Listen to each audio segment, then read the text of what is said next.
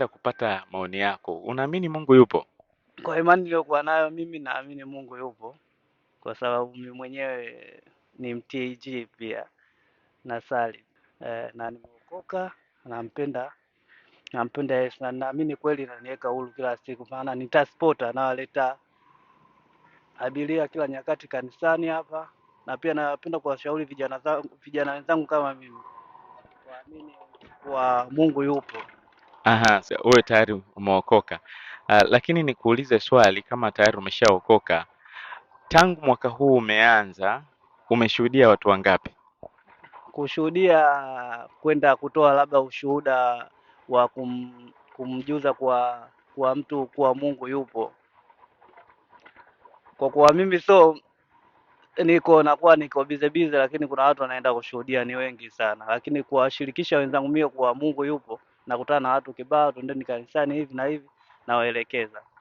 Tuchukulie mfano, nimechomwa kisu mgongoni na tamani kwenda mbinguni. Natakiwa nifanye nini ili kusudi niweze kwenda mbinguni? eh, Unabidi kwa hapo kwanza umshukuru Mungu kwa yote, kwa hatua yote iliyokukuta, maana hiyo ni changamoto. Aha, hapo sasa nina dakika 2. Nilikuwa na dakika 3, zimebaki dakika 2. Nifanye nini ili kusudi niweze kuurithi ufalme wa Mungu?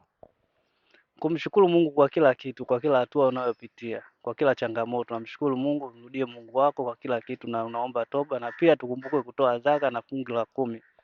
Nina dakika 1, siwezi kutoa zaka wala kutoa kwamba nitaendaje kutoa zaka Kwa nyakati hizo, kwa kuwa umekutana na tatizo hilo,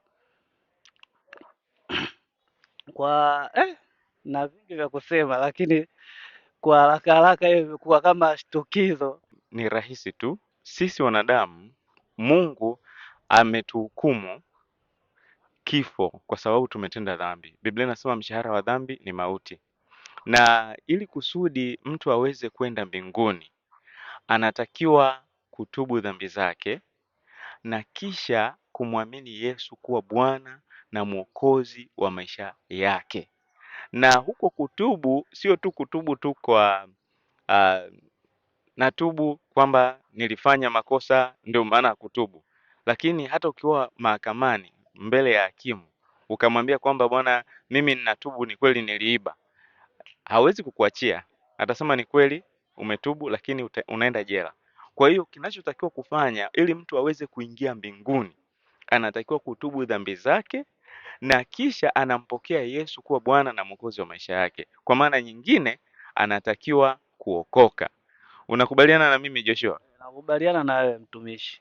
Na kitu kingine ambacho ni cha muhimu sana, wewe kama mtu ambaye ameokoka, unatakiwa kuwa na utaratibu wa kuwa unawashuhudia watu ili kusudi waweze kumjua Yesu na wapate kuokoka.